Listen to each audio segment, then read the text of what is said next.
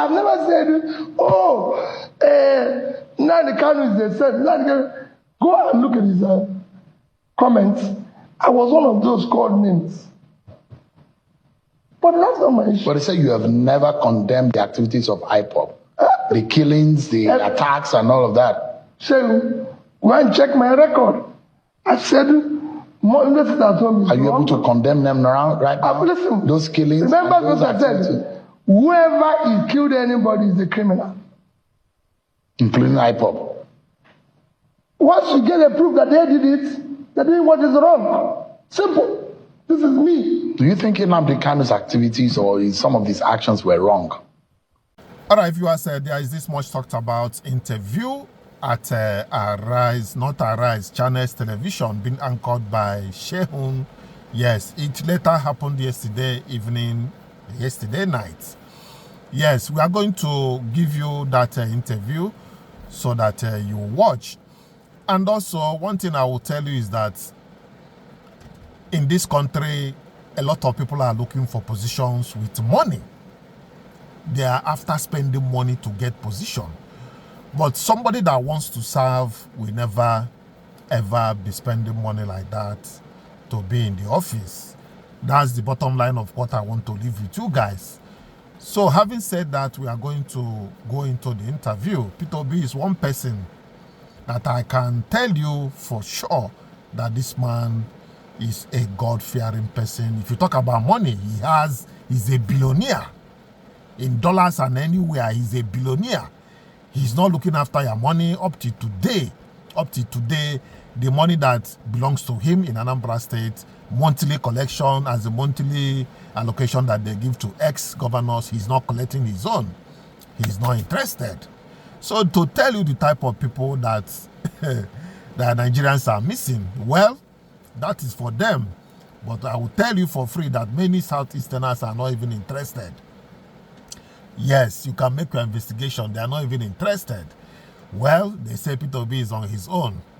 But that is the way it is. So let's watch this, interview. Hello, everyone. Welcome to the program. This is Sunday Politics live on Channels Television. I'm Shinwa Kimale, live for you here in Abuja. Every election season brings with it familiar promises, new alliances, and renewed hope. But this moment feels some kind of difference. Across the country, Nigerians are asking perhaps the most important question of all. Who has the ideas, the courage, and the leadership to turn the country around?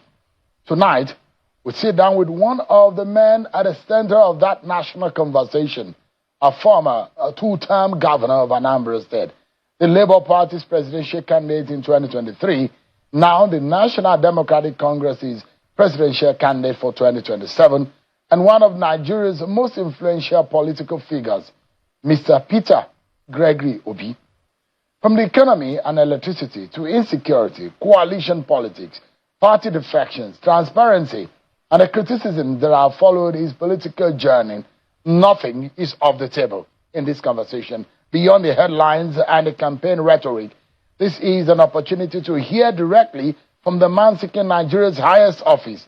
Can he convince Nigerians that he has a vision, the strategy, and the leadership to meet this defining moment? I sat down with Mr. Peter Obi. It's a pleasure having you on the program. Thank you, sir. Oh, congratulations, by the way. You've climbed the ladder of being an elder statesman, because at that age, a lot of people imagine that one will have attained the status of an elder statesman. How do you feel? Well, I thank God for His grace. Because whenever we wake up in the morning, we can only but do one thing, thank God for His grace, because we're here by His grace. And wherever we go, travel around every day, move around, mine is to give gratitude to God Almighty for allowing me to be there. At that age, you were able to reflect, did you? And in that your reflection, what would you say you want to dedicate the rest of your life to? Well, I've done that since when I was 50, where I said, now what I want to do is to help in impacting humanity. And that's what I've been doing since I was 50. But I have regrets that not much have improved in my country, considering that every year we're headed south. Where more and more people are being impoverished, more and more people have children are out of school, or things are going wrong in life, in the right direction. So you feel pain. But I'm going to increase my effort in whatever I'm doing. My joy will be there, will create a Nigeria that is united and peaceful, and people are happy to say, we're Nigerians. It does have, there's a feeling, and I'm not sure you've said this. If you've said it, maybe you can clarify, that Peter Obi's wanting to change Nigeria, because that seems to be your mantra. Peter Obi wanting to fix Nigeria. And as such, that if that doesn't happen by being the president of Nigeria in 2027, you're done. Is that the idea? Well, that's not the idea. And this is probably, I've always said, I'm not desperate to be Nigerian president. I'm desperate to see Nigeria work. So if it's working, I will support whatever makes it work. I want to see a country where, keep saying it every day, a child of nobody can be somebody without knowing anybody, where we can pull people out of poverty, where young ones will have opportunity to live, get a job, be entrepreneurial, participate in what young people do all over the world. So it doesn't matter if Peter Obi is the president or not. So far, Nigeria is good. You're fine with it. Well, so, and in any capacity that you are able to help, either a minister or a president, that's okay. I don't even need to hold any post. You don't need to hold any post. I'm contesting because I believe that I will fix it. I will unite the country and be able to do it to show an example of what is possible. Well, there are those who do not think that you've got what it takes to unite the country. You just mentioned uniting Nigeria. On Politics Today, the former governor of Borno State, incidentally, when he left office was about the time that you were entering to become governor of Anambra State. And he mentioned to say that... No, I was there before I left office. Yeah, so just, I mean, he was exiting, your tenure coincided at some point. You were in office at some point when he also was in office. And he said, people should not look in your direction because you will divide Nigeria, that you do not have what it takes to unite Nigeria. How do you react to such a statement? So that's directly opposite of what I would do. I will unite Nigeria. And I know what it takes to unite Nigeria. And what will that be? Sheriff. Am I right? Mm-hmm. Alimudu Sheriff. Alimudu Sheriff. If you look at my record, what he said is opposite. At the onset, while he was still governor, I was there at the onset of this Boko Haram issue. His own brother was killed. So I traveled to Borno State to condole him. When people don't want to go there, I went to Borno State. It's on record. So they've been flooding in Borno State. I went there, contributed about 50 million naira, visited the governor, visited the show of Borno.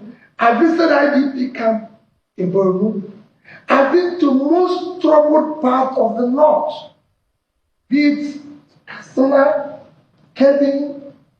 I've been to Plateau up to 4 times, visiting the various affected communities when there's clean and everything. Spend time in IDP camp, help even communities that are affected to rebuild their schools for their children, went to the IDP camps supported them. I've done that in Benue. I spent Christmas, New Year in IDP camps. So I've built boreholes in Gombe, in Kaduna, in every part of the north. When University of Sokoto said, the University of Sokoto Agricultural Faculty said, all they need is borehole for their farm, I did it. And I visited schools in Sokoto, even when Taboa was governor. I can go on and on. I've done the same thing in the Southwest. I've been to schools in Kogi, schools of nursing. I've visited hospitals all over Nigeria. There's no politician today in Nigeria who has been able to travel places I've been by road, from Kafanchan to Katsina to Maiduguri to everywhere. I've traveled all over the place by road. Because I want the country to be together. And you understand that? And I'm experiencing it. So for him to, what he's saying is direct opposite of what I would do.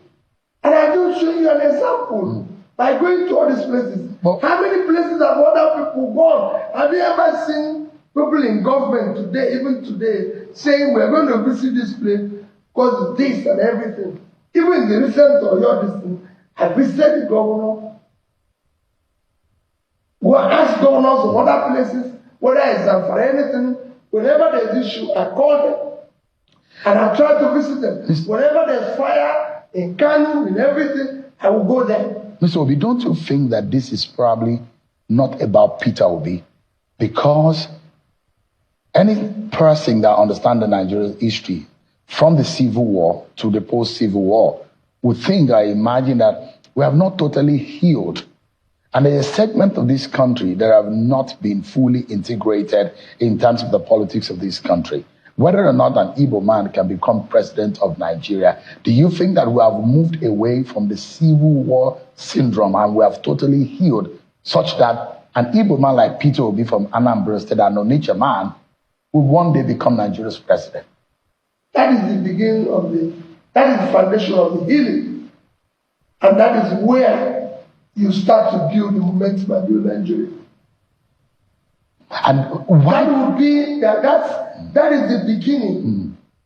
So a P2B presidency will commence the healing and the unity that is required to stabilize and build a better Nigeria. That's why I said a new Nigeria is possible. How do we? Because everybody will be inclusive. How do we deal with the Kaduna Insugu tagged coup?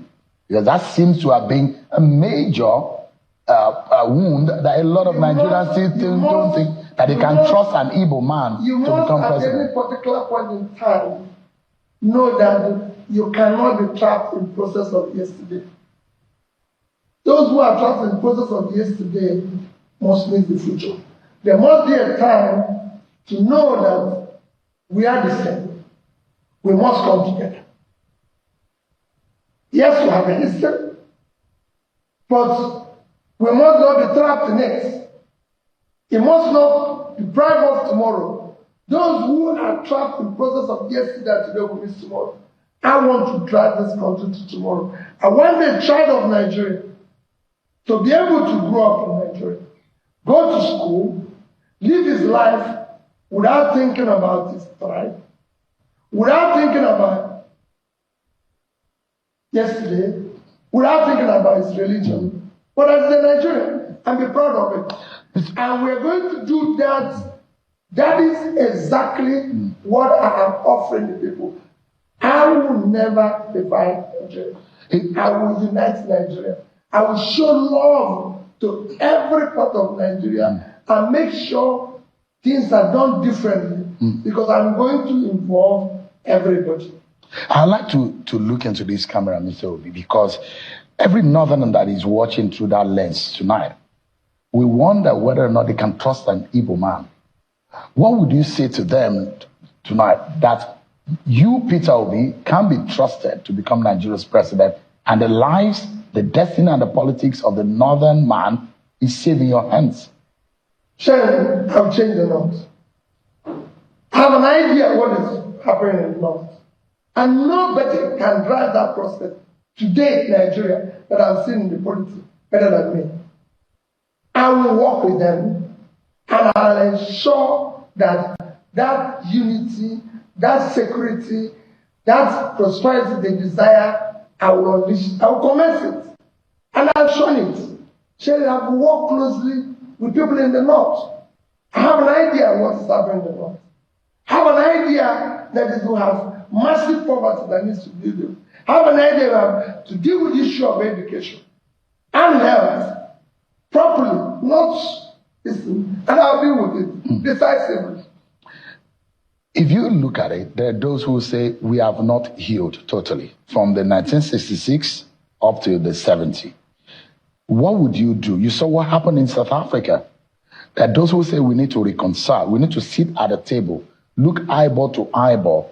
The generation of those who are 30-year-old today, who are 20-year-old today, who do not know the pains of the 1966 and 1970. Do you? I mean, they had a moment of reconciliation where they had a committee for reconciliation. Do you think that we need a moment of sitting down as a people to reconcile and think about what happened in the Civil War and move forward? We need to have, I said before and I repeat, my presidency will heal and unite Nigeria. That's what you stand for. Are you going to set up a committee, or you are going to? No, it's not possible. So that the actions of the presidency will show what we're going to do. Tell me about what Alimodu also said about northern tax, and you have been accused of labeling northerners. How do you respond to that? Sheriff, that's the lie. It never happened. Sheriff's ADC is from the north. Most governors choose their ADC, who is the closest person from them, from their own. My ADC is from Kaduna, and is a Muslim. ADC was a Muslim, still a Muslim. So how can you have a Muslim as the closest person to you? You're giving triple time. All the commissioners that served me in 8 years I was in office were Muslims. We're not actually Muslims, but I'm from the north. So how did I give them tax? People from the north. So before I became governor, my closest or my 2 closest staff from the bank were from Kanu. All the people I have, even military friends, were all from the north. So before I became president, I've always to date paid for at least, let me even because at least a Muslim every year to go to Hajj, every year. And I have records of them. As governor, I was paying for Christians to go for pilgrimage. I was paying for Muslims living in Anambra to go to Hajj. They are there. I'm sure while he was governor in Borno State, he never paid for any Christian to go to pilgrimage. I was paying for Muslims to go to. So how can I be giving them back? And I can go on and on. I'll show you what I'm doing now privately on my own, going to do borehole. As I speak to you, I'm supporting 4 Almajiri schools in Kaduna, in Bauchi, and this. I'm supporting School of Nursing in Bauchi, in Kaduna, the Muslim school, and I can go on and on. So you see, people, these are things they've done in the past to keep Nigeria divided. Well, are there things that you have done in the past that you regret about the optics and how you were profiled, and you thought that maybe it's something that you need to change, that you have done wrongly, to make you look like you are ethnic jingoist? That's what I'm saying. This is what they do. Instead of us discussing the problem of the country, people come before you to discuss P2B. P2B. That's not the issue. World Bank has just said that 79% of Nigerians are going to face poverty. In a country of 230 million people, that's over 180 million. That should be the issue we should be discussing. When they are mentioning... They should be talking about issue of out-of-school children, talking about the issue of health, and all these monies that are missing here and there that would have invested properly. Nobody is discussing it. When politicians come on my program and they keep mentioning your name, how does that make you feel? Well, it's not about what they're discussing about me. Calling me name doesn't make me feel anything. But they abandon issues we are supposed to discuss. I'm discussing what I think is irrelevant. Do you think mentioning your name shows that you are a real threat and a man to beat in this election? Well, it's, like I said, this election in 2027 should be about issues that affect the ordinary Nigerian who don't know what the World Food Organization have just said. 35 million Nigerians are going to face hunger. Of course, Nigerians are being kidnapped. Let's talk about Nigeria. Let me ask quickly, because I like to settle some of the major issues that I think are very significant and give you a chance of a right of reply. Because when Mr. Alimodu Sheriff also said that no matter what, even with a Kwankwaso as your running mate, you still cannot win the North. Like I said, that is what they've been able to say to keep us divided. That's what they will always say to ensure that the people continue to live all this confusion that we are in today, this mess that we're in today. And that's what we want to dismantle. We want to ensure the ordinary Nigerian that a P2B Kwankwaso government will change this country for good and be able to allow the poor Nigerians to start living differently. It takes me to the point that Mr. Kwankwaso himself made on politics today when he said that there is a pact that you will only serve out 4 years if you win the election. Did you have an agreement to that effect? I've said this thing several times, Shehu. We have what you can call a written agreement. We're gentlemen. We must respect it. I don't need more than 4 years to show the path Nigeria will trade. It is a simple thing. Was it written? Did you sign an agreement with NDC? It is NDC demanded that everybody, I preach it. So even if you want me to sign it with you, I sign it with you. It doesn't bother me. A day more than 4 years, not P2B. I want us to start trusting our leaders. So when I was going to become a governor, I said the things I would do. And when I came in, I started doing it. I told everybody, go and listen to my campaign. I said, I will manage their money efficiently. I will do stop. Nobody will, schools will work, health will work. Everything I said, and I did it. That's the way, Shem, that's the way to work.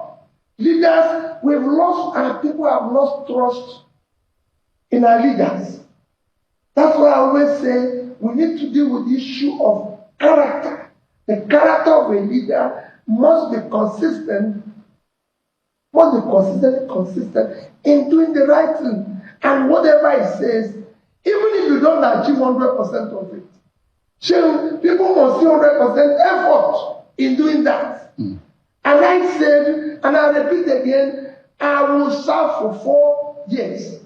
Capital, if you want to be capital, 4 years, not a day more. Why do you think that you need only 4 years? Because there are those who policy and governance experts who have said your definition of 4 years or your stance of 4 years will not get the job done. That in the first, just a moment, sir. Your first budget is not your own. The second budget, you will struggle to make it happen. Third year, you are still trying to understand the room. Fourth year, you are done. Is this about defeating Bola Tinubu or this is just a shared policy goal that you have set up for yourself? So you can change and start driving this vehicle called Nigeria in the wrong direction in 6 months. We are headed in the wrong direction now. As it is right now? Yes. Bola Tinubu is leading us nowhere. That's your... You can see it. That's why people might say I call for his resignation. That's why maybe I'm calling for his retirement. He doesn't listen. The man should just go step aside. Yes, so they have the capacity to do the job. You don't trust him any longer. No. The Bola Tinubu that was governor is not the one that is president today. He's tired. He should be allowed to retire in peace and then go home. But look at what Donald Trump said. Donald Trump's letter to him is to the effect that the man has done well in terms of fighting insurgency and terrorists. What do you say to that? Thank you to Donald Trump. Thank you to President Tinubu. But we need to do more. Far more than what we are doing. I'm not saying far more than what we are doing. You know, Sharon, I've heard people, and Donald Trump is now confirming it, say he has done his best. But what the crisis we are facing, his best is not enough. We need to do more. On Wednesday, 40 people were abducted in Zamfara. And the entire community, everybody is packing to run away. On Thursday, 50 is Sokoto. So we're in a crisis situation that requires added capacity. What would you do differently if you were president? I've said it several times. Sharon, I will be far more committed in dealing with that issue. And I will be at the forefront. I'll be the driver. Nobody. It's not just, I will visit there, I will go there, I'll deal with it. Everybody will see it. He can't do it there, not because he doesn't have the capacity. How would you fix insecurity? Precisely. What exactly? Give us 3 things you would do to ensure that insecurity is dealt with. First, I will not disclose it in the open, but I'll be far more committed. We will ensure that our security architecture is properly equipped, staffed, supported, and just telling you one that is supported. I will ensure that we work with all our partners, and we will do it with much more commitment. So you get foreign help? Whatever is possible to secure the country, we will do. What would you say is, from your own point of view, would you say is the biggest and the most concerning problem or challenge of insecurity in Nigeria today? Well, a combination of so many things. Poverty. You can't create mass poverty and think you can deal with insecurity. You need to deal with it. The more you put people out of poverty, the more you reduce criminality. So I will tackle that. So I will deal with so many other issues. You need to invest in education massively. And you know, I am purpose so believes in education. We'll be hands-on. Everybody will see it. Everybody will feel it. We'll be very, very decisive. No, because we'll be in charge. You'll be moving around to ensure that at every point you are seen to be doing the job. I'm moving around now without being in office. But you know, as a president, you might not be able to do much of it. No, I'm in Plateau. I went to the villages. But you I want to replace. You are not a president. I've been a president, the security and the restrictions. No, which restriction? If your people are dying, you should be ready to die. You are the president. You are number one person. So you will go to the ground zero wherever anything whatever happens. It takes to secure any Nigerian, I will do that. You'll be more mobile. If you don't want to do it, you go. That's why I said you retire in peace. Go and ask. I can show you 6 places in Anambra State where we had crisis. I went there. When we had in Dominican College, where I was in Abatete, we had a situation where numbered criminal invaded the school at night. I was there physically. I didn't ask people to go for Mocha. I left. I was there by 3 a.m. Physically, I didn't tell anybody. And you can go ask them of other places. They will tell you. Give me a moment, sir. Thanks so much, everyone, for staying with us. NDC presidential candidate Peter Obi has been speaking with us right here on the program. Thanks so much indeed. Why does it look like you don't get a lot of the support of most or some political figures in the Southeast that you imagine that as an Igbo man running from that region, you should get a lot of their support? Why so? A lot of is this a political figure? A lot of the political heavyweights from the Southeast. Well, it depends on the ones you're talking about. You know, I think for somebody who won the entire zone with an average of 80%, I think I'm getting all the support. So if the big ones, the big heavyweights are not supporting you, it doesn't matter. I mean, so far you have the popularity of the vote. Well, all over Nigeria, I don't think those who are living off the Confucian will want to support me. Change, if you're bringing change, you have for enemy all those who live off the old order. Simple. It's all over the world. When you advocate for change, even you say we will not want change. Some people are living off this old order. Some people are benefiting from it. Some people think they will benefit from it tomorrow. But I'm going to bring what will benefit the larger population of Nigeria. Can you name 3 Southeasterners that you think that are backing you, that are supporting you?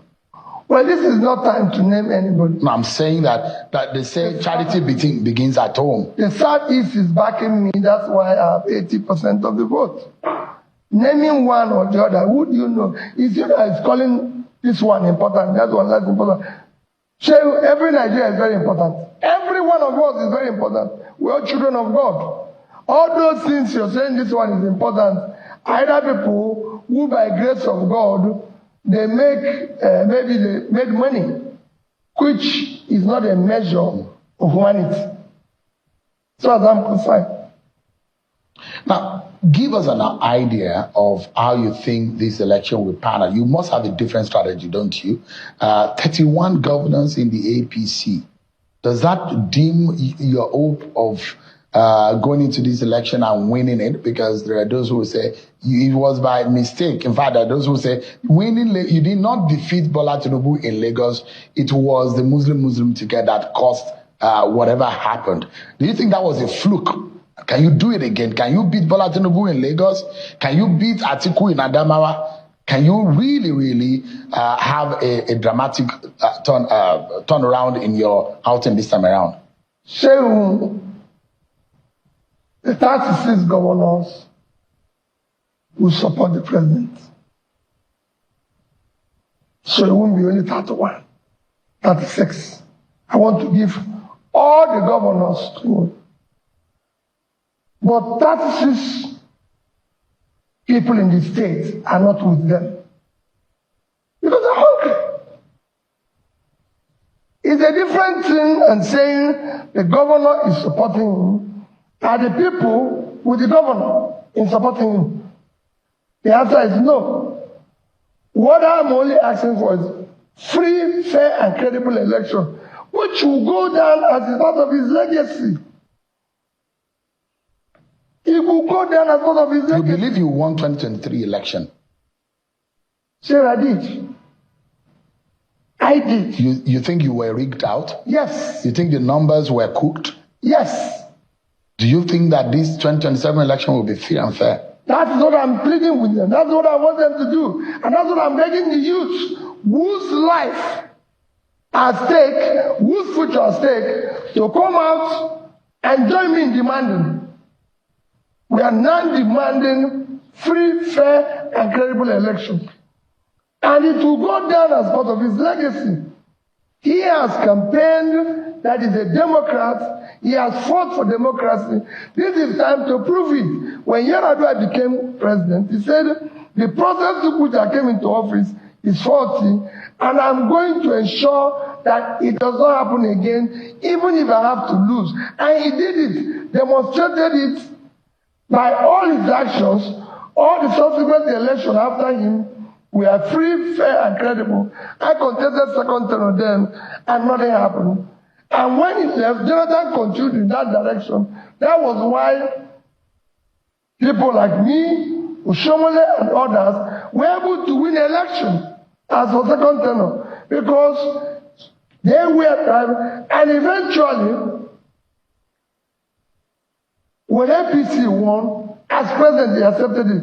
He can do the same thing. He is not president. This is time to prove his democratic credentials, which he preaches, claims, and everything. Capacity manifesto, how you are prepared for this. It is important for Nigeria to know what people really stands for, what you do different.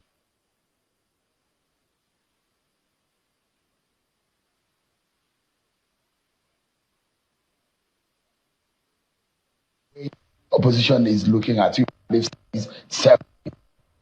I mean, so you have contacts under different political parties. You've gone from APGA to PDP, Labour Party.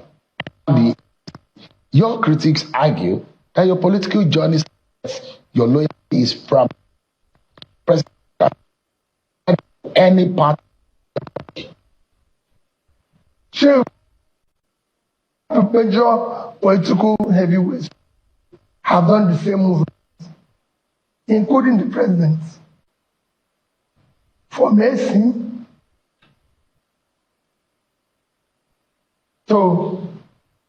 from AD to AC, AC to ACN, ACN to APC. You are the one now. But that was not a movement, it was a morph. No, party morphed. No, whatever you call it, it is your own choice. So everybody has been moving, so it's not peculiar to me. No, I'm saying that was actually not a movement. That was a party that was transforming from one thing to the other. Thank you. That was a party that was transforming. This is a person that is also transforming. So it was all transformation that we are moving. So for me, there's no party that have today in ideology in Nigeria. So you don't believe in ideology? No. I said there's none. Otherwise, the ideology of APC will be if you're corrupt and you move to APC, you're no longer corrupt.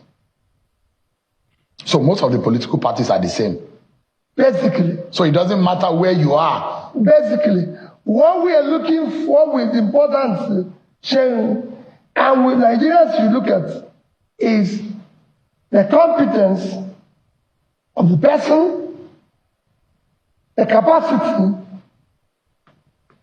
the compassion, the character and commitment. So wherever I find myself, I've continued to preach that I'm going to change here. And those things you're saying will come if you have a good person in office. For example, part of my movement, because the people in government have refused to have stability within the polity. So I will support opposition. I will encourage opposition. I will ensure that opposition parties function as good as party in government. Is the government of the day doing that? Oh, no, they are doing the opposite. Are they killing opposition? The president said that he's happy when opposition are having problems. That is his word. But his word. And all these people are doing it, and because of it, they are destroying the legislature. They are destroying the judiciary. If I'm president today, most of the things you're seeing in our polity will not exist. I will encourage strong opposition parties to emerge. I will remove some of the restrictions that are happening today, where even the regulator INEC is interfering in party activities. Their job will be strictly to ensure that they conduct free, fair, and credible election. The parties are free to choose who is their candidate, who they want to present, and I will ensure that once after election, I will take the law to the National Assembly. After election, you cannot change your party. You can only change your party during the election. After election, if you change your party, the party that won that election will replace you immediately, within 48 hours. That's what you have all over the world. So you bring sanity in all this rascality that is happening. One criticism is be repeatedly leveled against you is that instead of helping to build enduring political institutions, you move to whichever platform best advances your presidential ambition. How do you respond how many parties have I moved? PDP. They go and put fire in this one. You'll be on the ballot at the presidential level 3 times now on 3 different I went VP. I went from PDP when it is no longer, it has nothing to do with presidential, when the things were no longer being done according to the rules. I left PDP. One day you see my write-up why I left PDP. And I went to Labour. And they came there, same group of people, instituted fire on it, and want me to stay there and get bombed, and I moved to ADC. And I moved to ADC. Since I went into ADC, and they've carried the same fire all over the place. You know. But why don't you stay to help build? What are you going to do? You always like to go to where things are safe and easy. No, say if they put this building on fire now, and you will leave to where it is safe. Simple. That's what is happening. Why should party members in the NDC think that you will be committed to the party? That in any little crisis you leave? If everything is conducive, if there's no problem, why would they believe? That's why I said, I, as president, will encourage the opposition parties. Let me tell you, Shehu, what is happening in ADC now, happening in NDC, happening in Labour, will never happen if I'm president of Nigeria. Anybody that tries to do it, even the judiciary, giving us of ruling, you will see what will happen. We must build institutions, and those institutions must allow for fairness. Because I want a strong opposition. I want to have ideas of the opposition. I want to invite them to a meeting when we discuss Nigeria. Sure, if I'm in office and face the crisis we are facing in the north today, I'm going to invite all opposition leaders to the north. We'll go there, sit down with the stakeholders, and find solution to this. That's what you do. Precisely. We cannot be doing things where we think that somebody is the opposition. We are only competing during the elections. After elections, I am in charge. I will invite everybody. But give me an idea what keeps you awake at night about NDC and its legal problem. This logo and identity problem. There are those who think that might be a problem of you being able to run this. It's not a problem. It's something that has been dealt with. It's the same thing I'm telling you. The matter is still in court. No. Even that has been dealt with in the previous judgment before their registration.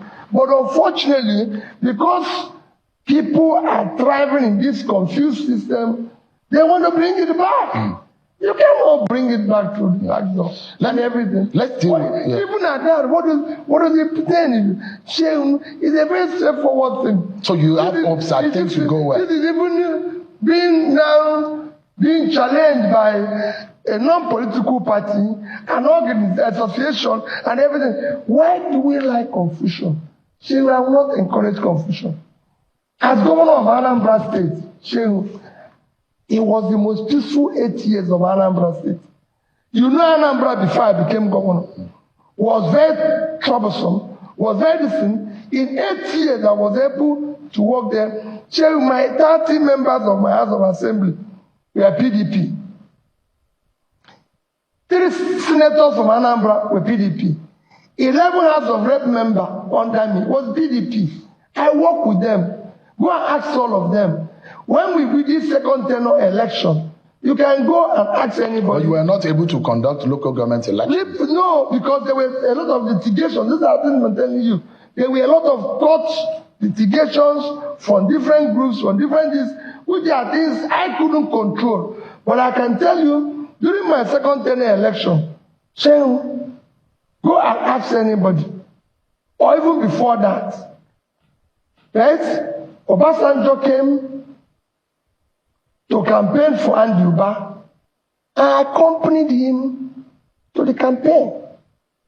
Everybody was there. My own house of assembly passed vote of no confidence on me. I was inside that house. I didn't quarrel with them. And I followed them to places. ACN, my second tenure, ACN people came to campaign for Dr. Chris Ngige. Fashola is still there. Fashola called me, was a governor. I gave them my vehicle. He came, Shomole, everybody came and campaigned for Dr. Chris Ngige. There was no issue. Dr. Nnamdi Kanu came to campaign for Chekunife. In fact, when he finished the Greek campaign, I gave them lunch. They ate in my house.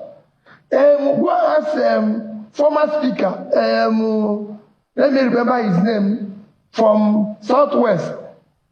No. Former defense. That Dimeji Bankole. Go ask Bankole. He came to do primary for PDP in Anambra State, asking where he ate lunch.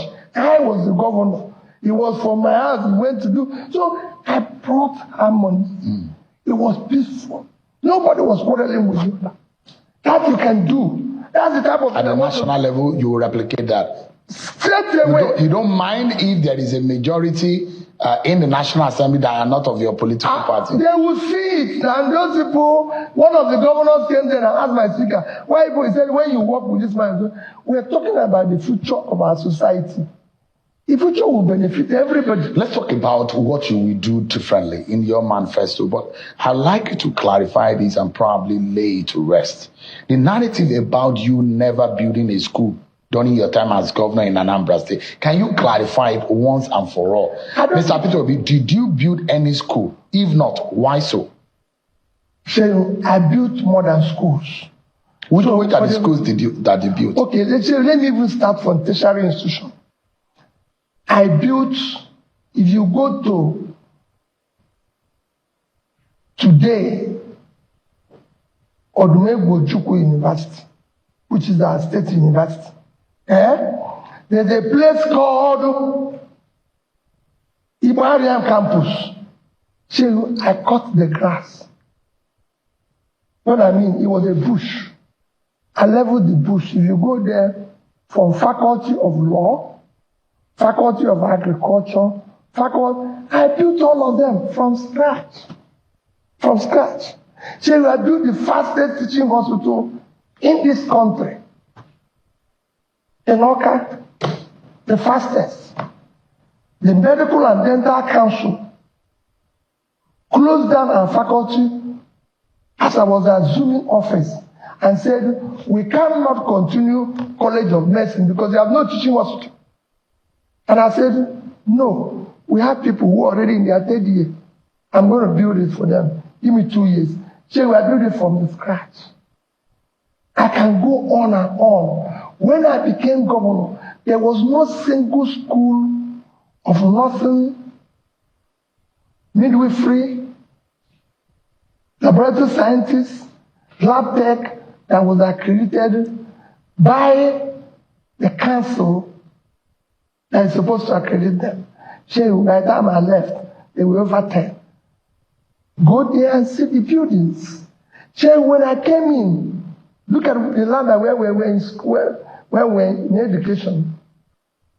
I bought it on number one.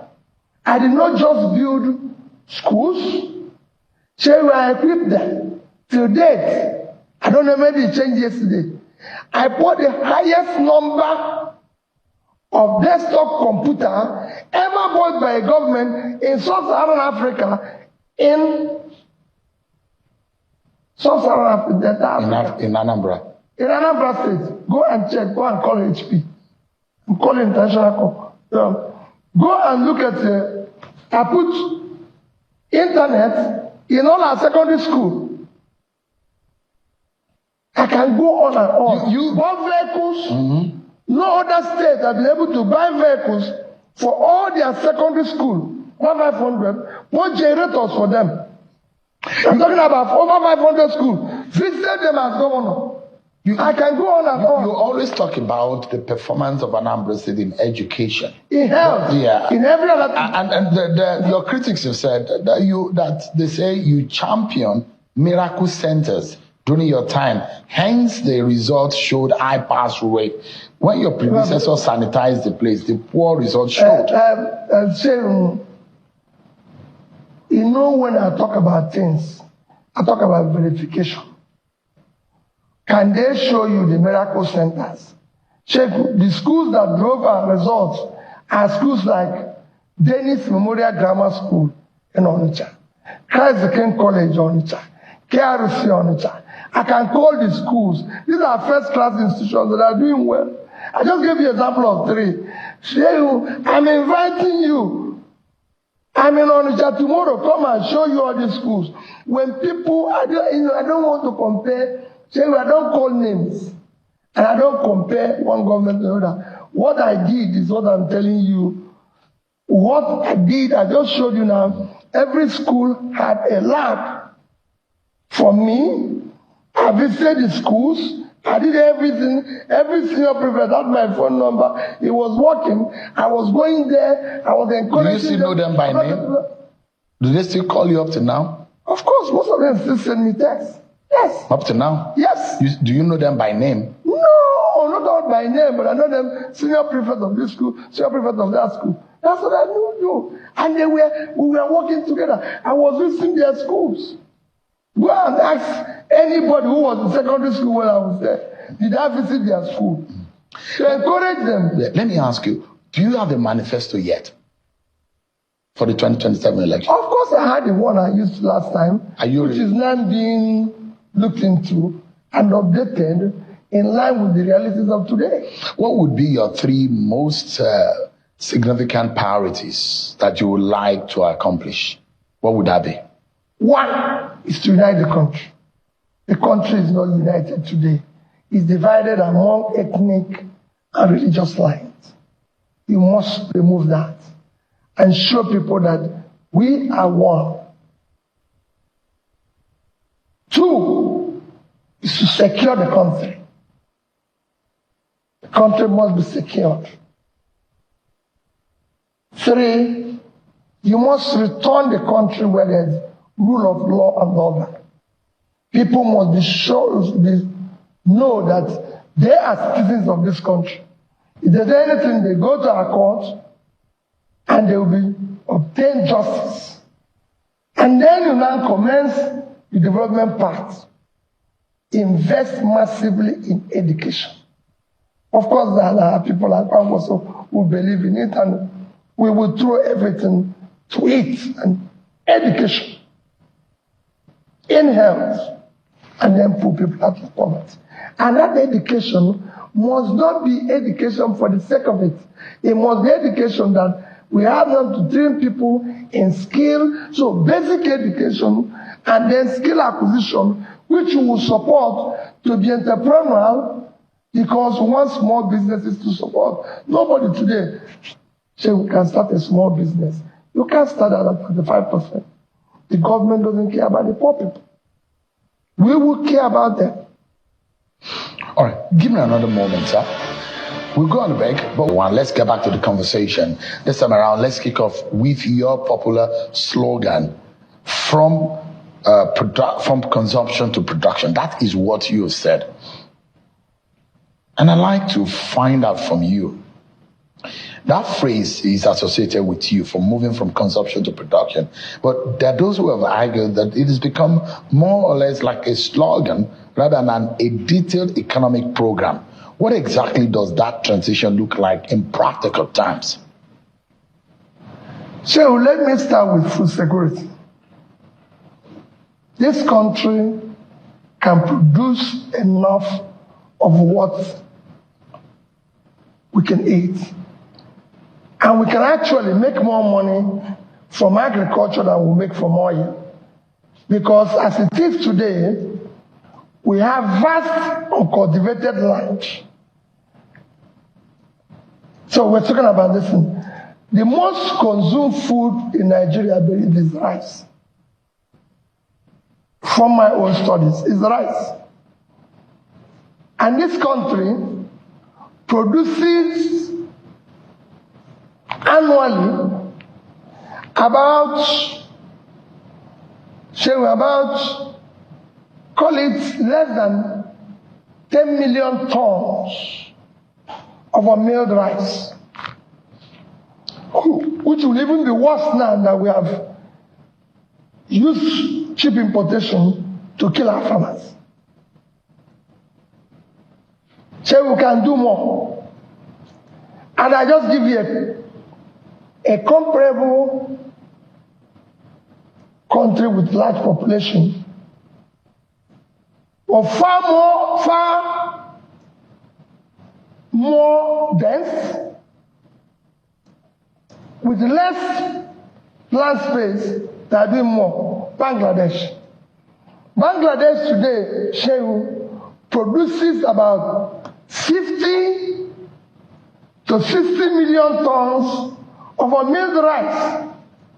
In fact, they are now about number 3 or 4 globally. The size of Bangladesh, Shehu, is about 148,000 square kilometers of land.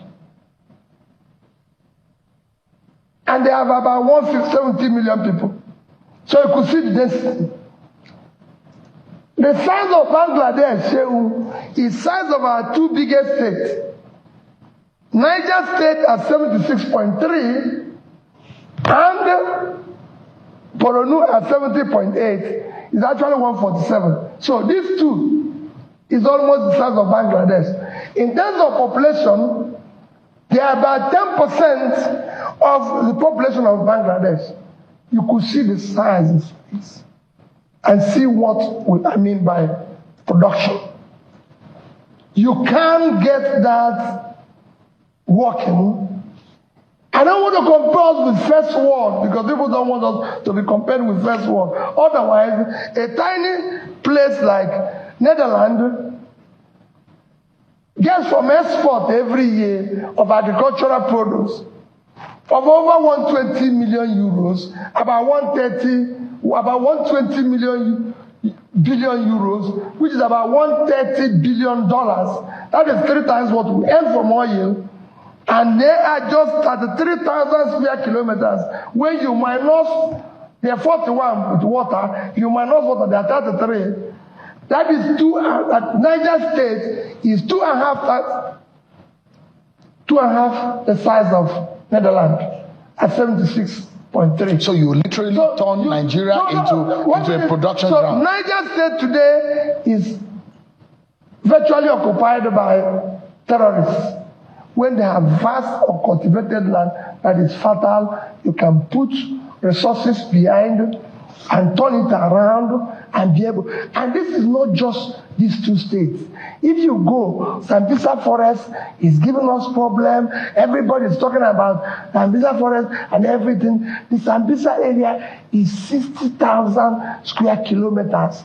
That's 2 times, twice the size of Belgium. Belgium is just 30,000 square kilometers. And they feed themselves and they export goods. To tell you, Morocco today is exporting food, agricultural products to Europe. If you go to Casablanca, to Port of Tangier, on both sides, it's farmland. We can turn this. I can go on and on. Look at Taraba, 54 point something thousand. With Mambila, where you can do tea, coffee. Look at Ethiopia now. It's making over $1 billion from export of coffee. Kenya is making almost $500 million from export of flour. If you go and see during Valentine's, planes going to, and this is what we can cultivate. By doing this, you get youth employed. I've been to flower fields in Kenya. You see young people being paid equivalent of $100 a month. They're happy, they're employed. You go to coffee fields, Ethiopia, everywhere, you see young people, they are being employed, they're being paid basic money. I've been to prisons here and seen young people, and I ask them, why did you do what? They say they have no job. How much were you paid in the last operation?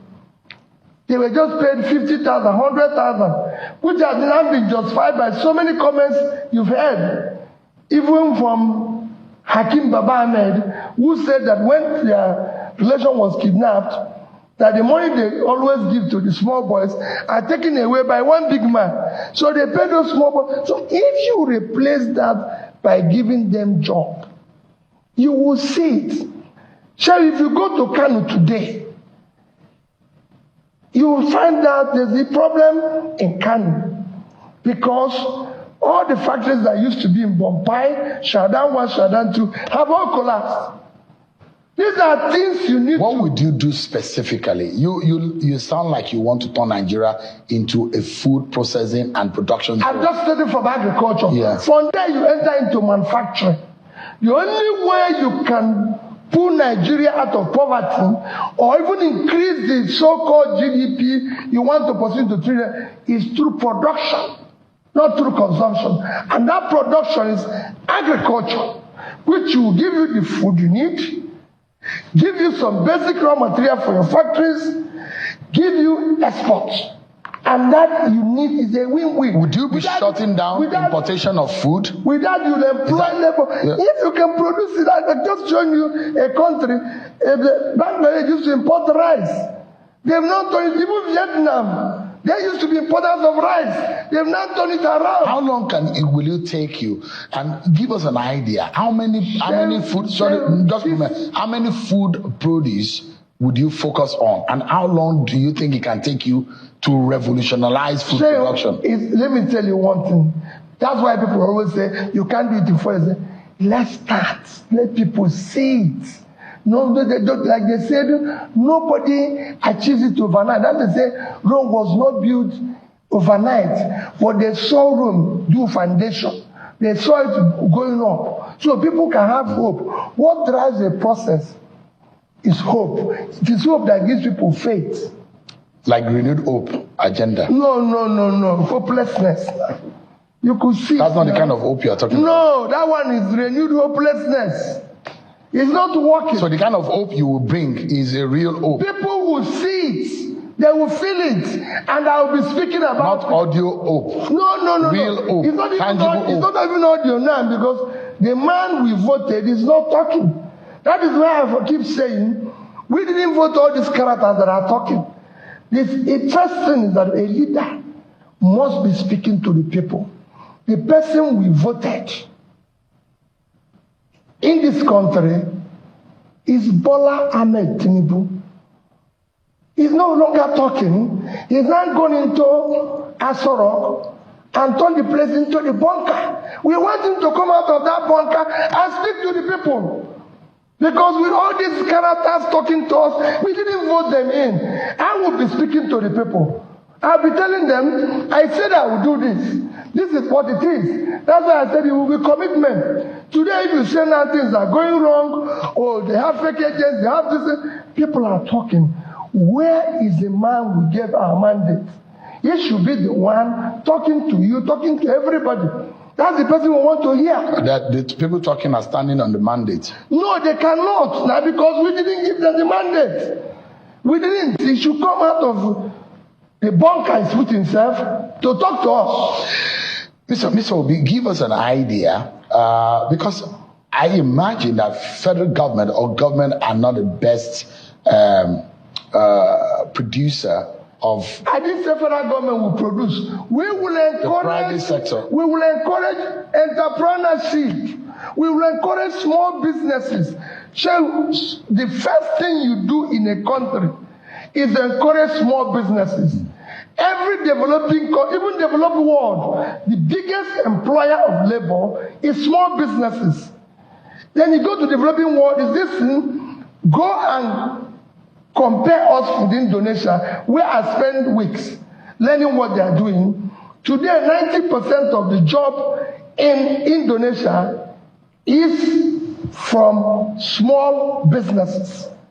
Those small businesses are supported by government. They have Ministry of Small Businesses. They are supported by government, and they're ensuring that they get loan at less than 10%. It's actually about 5%. How can you do small business, no government support, no training, nothing at 35%? It's impossible. We need to train our young ones in scale, support them financially to start a business and everything. Even in China, that we look at every day, 60% of the job overall in China is from small businesses. In fact, in urban area, so if you look at it, China have about 800 million people employed.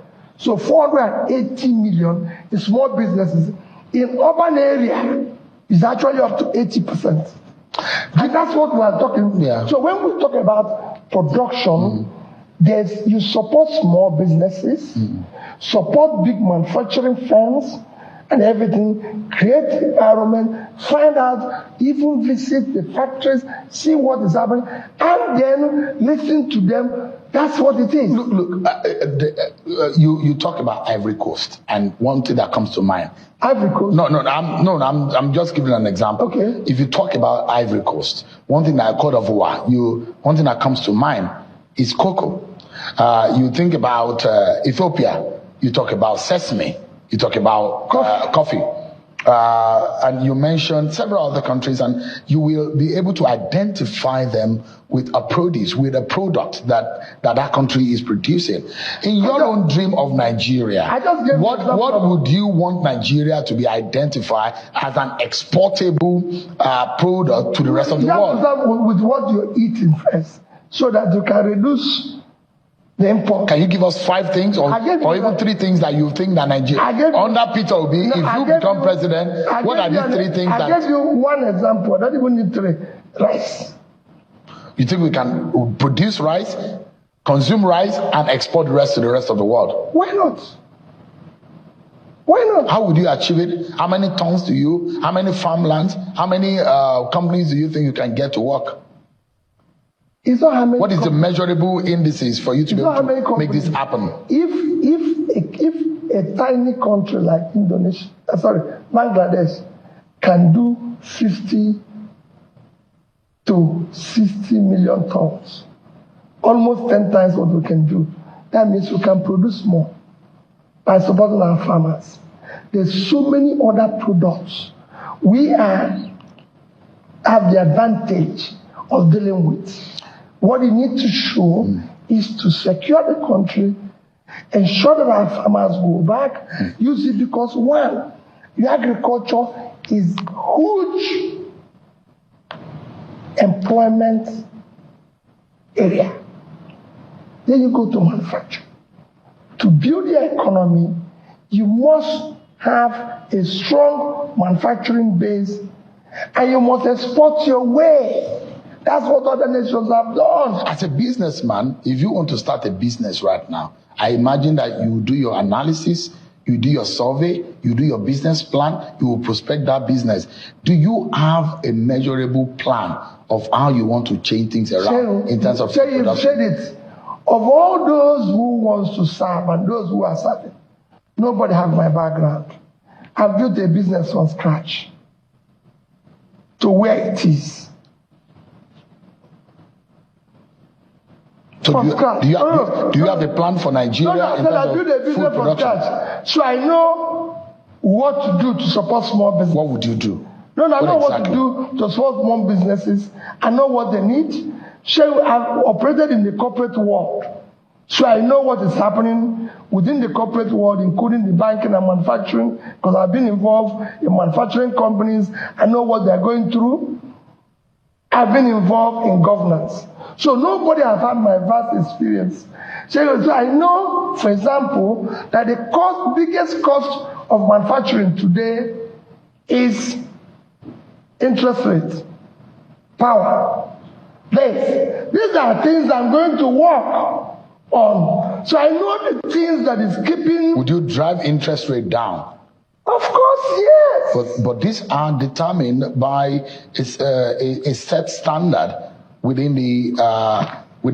I said I've operated there. So you know how to go about it. I know what to do. It then brings me to this question. You have criticized aspects of the current economic reforms, but many economists have argued that subsidy removal and exchange rate reforms were unavoidable. Mr. Obi, how differently would you have implemented it? And I campaigned that I will remove it. And I've said it every day, that within the subsidy,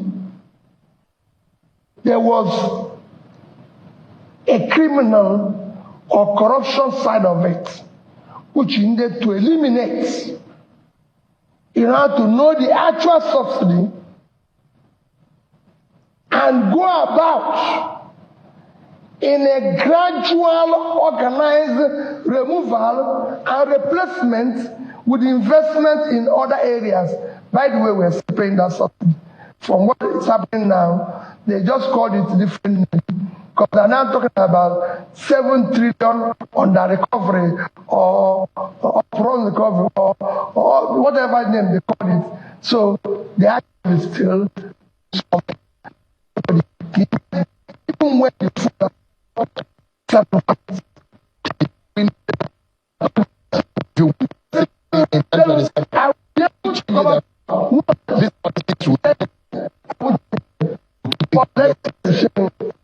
I will be able to be honest to the people.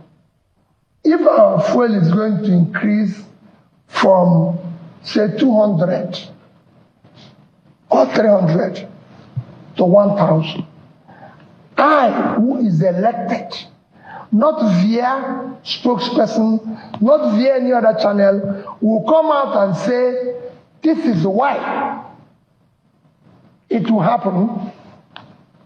And even when that is happening, that we are still going to pay this amount to make it 1,000. And whatever we are saving, we are going to put it in this place. People will hear it from me. I didn't say I'm going to engage anybody. No engagement of spokesperson, no minister, nobody. It's me that they gave their vote. It's me that will speak about it. No, not via anybody. And it will be seen. Everybody will know that this, we were told, we will stop borrowing. That we cannot be borrowing for this. We will use the savings in critical area of development. Can you borrowing as a financial person? Is it a bad thing? Wait, today we are not paying subsidy. We've borrowed more, far more than when we were paying subsidy. We have generated more revenue from everywhere. Yes. Nobody is seeing any improvement. What we've done is that when this government started, number of people that are poor were 87 million. Now we are being told that we are being threatened by 79%, which is 181 million, which they have doubled the poverty rate. So where is the savings? Where is all this thing?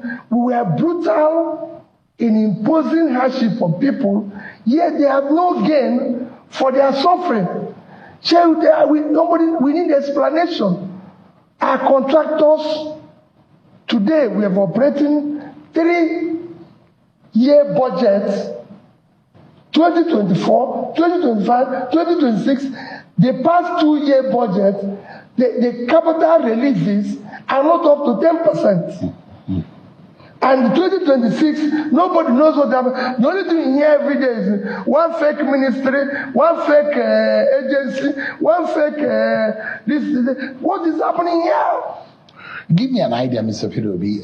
This government seems to have done a few things right on the macroeconomic side. But the microeconomic, a few of the indicators are not in the positive. Do you acknowledge that they've done foreign exchange? There's an improvement in those areas. And you look what is the impact on the average Nigerian? Do you think they have done well? Sure, this thing can benefit portfolio investors.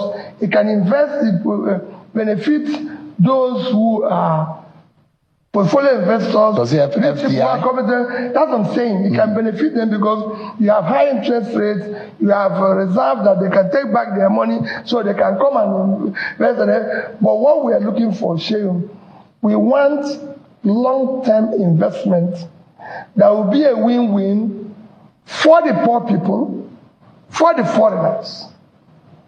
And that can only happen when you do the right things, starting from the fundamentals. So you don't do things that are benefiting the 1%, even less than 1% Nigerians who already had enough. So what you did is that you're creating mass poverty while enriching the tiny things and outsiders, which I'm not against.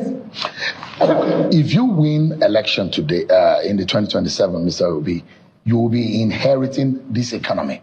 Yes. Have you given a deeper thought on what you will do? Because Nigerians will not want to listen to any excuse. You know the state of things. What would you do on your very first day in office that would dramatically change things? Sure, we have said it before. You are not hired to give people excuse. Because I have an idea what it is. I'm not going to give them excuse. They will just see things start changing. When they were removing fuel subsidy, when they were stabilizing floating the naira, which will bring in a lot of money and everything, when they were increasing taxes, when they were increasing, one thing they did not do, which is what you need to do immediately and drastically, is to do the same brutality in which you are dealing with this, to deal with corruption.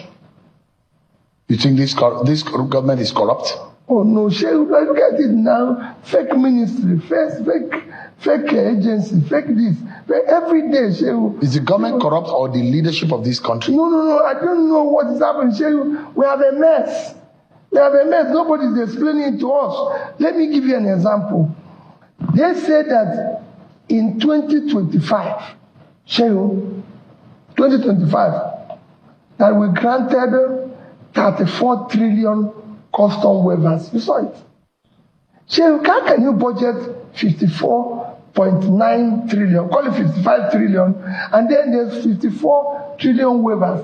Even the revenue custom made was just 7-point-something trillion. So we granted almost over 4 times their revenue as waiver. And we granted over 70% of our budget as waiver. The money we borrowed. So these are things that I'm explaining. What is the impact of this waiver on the life of average Nigerian? Will Peter be the man who will tax the poor to help tax the rich to help the poor? Basically. That's what you will do. I will do that. And I will explain it to them. You will tax the rich for the poor to be comfortable. It's not for the poor to be comfortable, to make society work for everybody.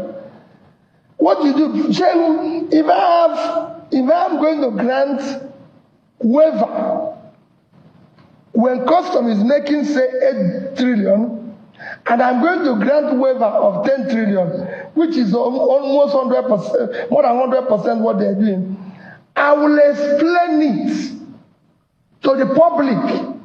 Not talk of 400% without the explanation, which included the importation of food and kill my farmers.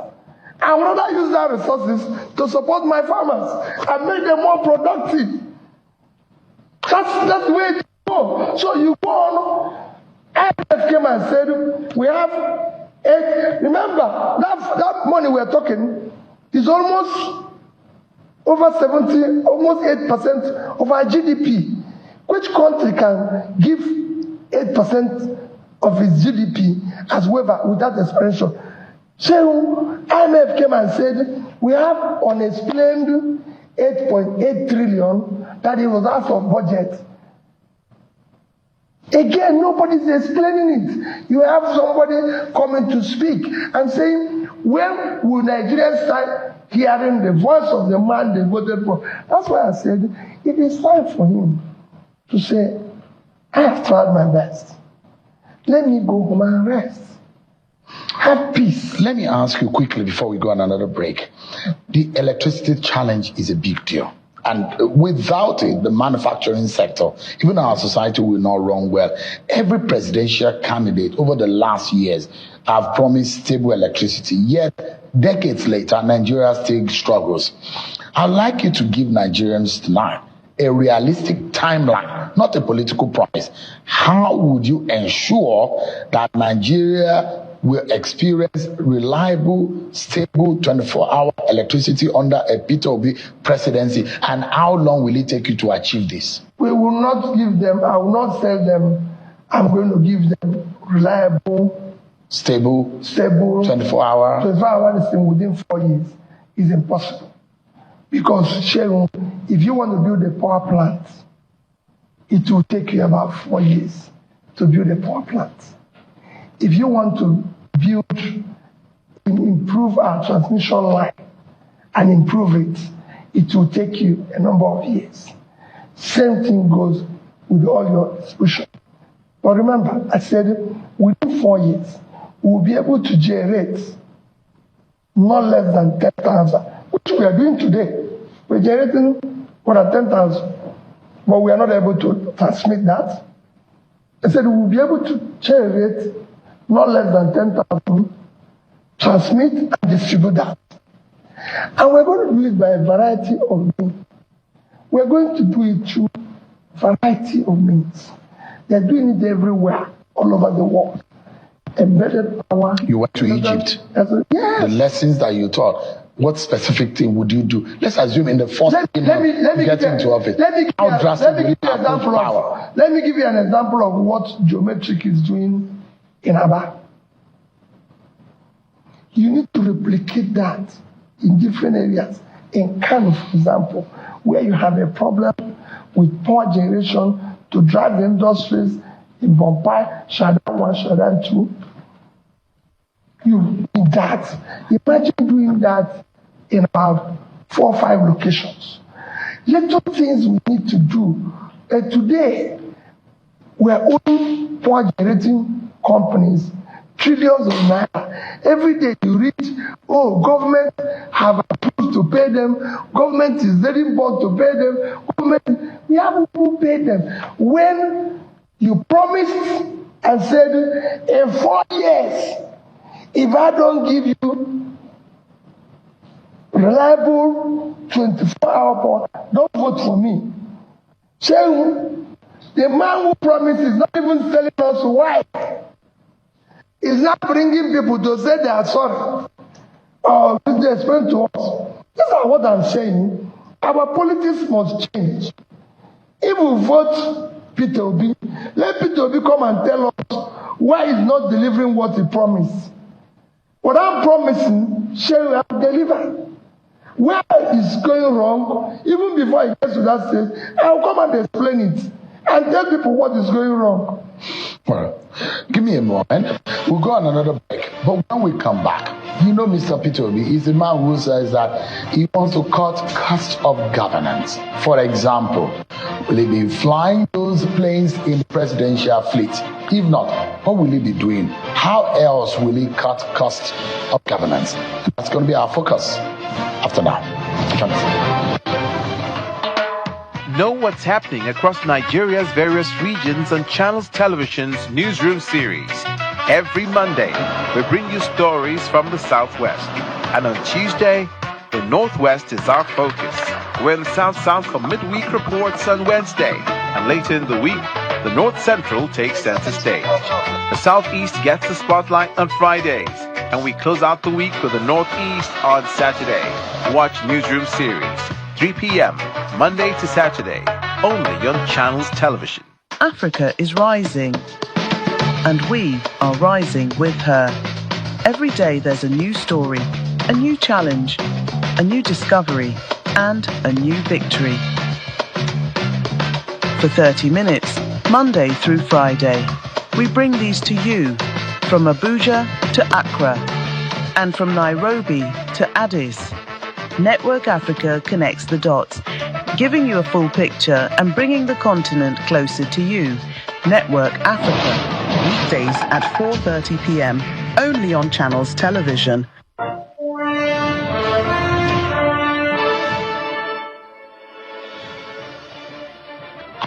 Moment now we spare too much time in an event speaking. People said that Nnamdi Kanu do anything.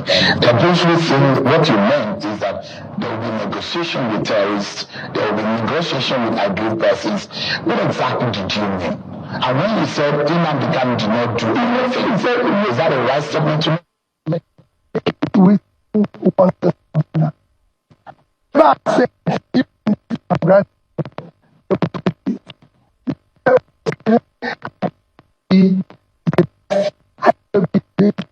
everything. What I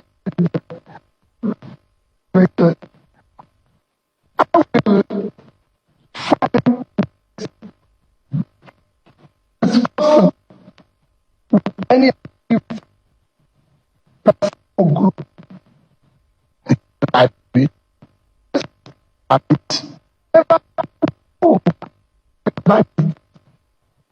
you call them terrorists. There's so many parties. There's so many sections of Nigeria that I sit down, discuss and talk with them, and when I exhaust reason, I will take action. Simple. We once here said we want to deal with militants and start recruiting, reforming them and everything. The same thing, we will look at everything. And then when we finish, we will deal with it decisively. That's what I said. I've never said, Nnamdi Kanu is the said. Go and look at his comments. I was one of those called names.